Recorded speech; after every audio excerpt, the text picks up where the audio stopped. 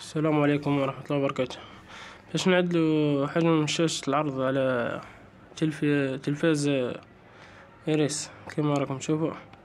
راح نشوفوا عرض الصورة كيفاش راهي على التلفاز.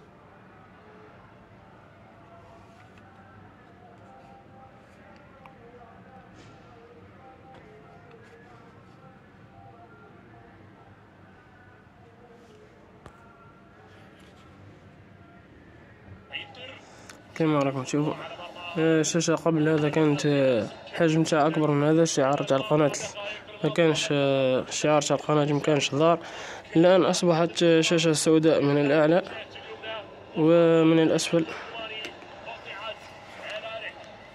نرجع للخلف، نذهب إلى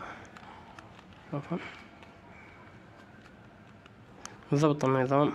نذهب إلى عرض الشاشة كما راكم تشوفوا. هذه الأبعاد المناسبة، كل شيء تخليه كما راه. هنا نديروها تلقاء، نضغط على تشغيل.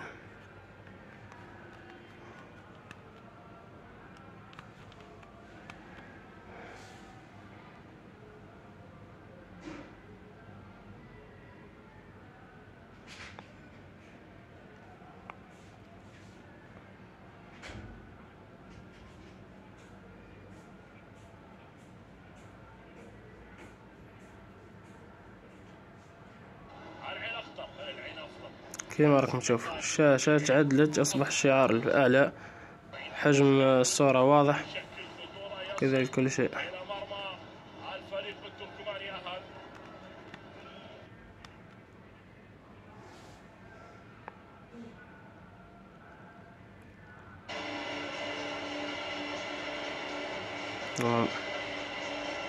شكرا على المشاهدة. لا تنسى الاشتراك في القناة والإعجاب بالفيديو.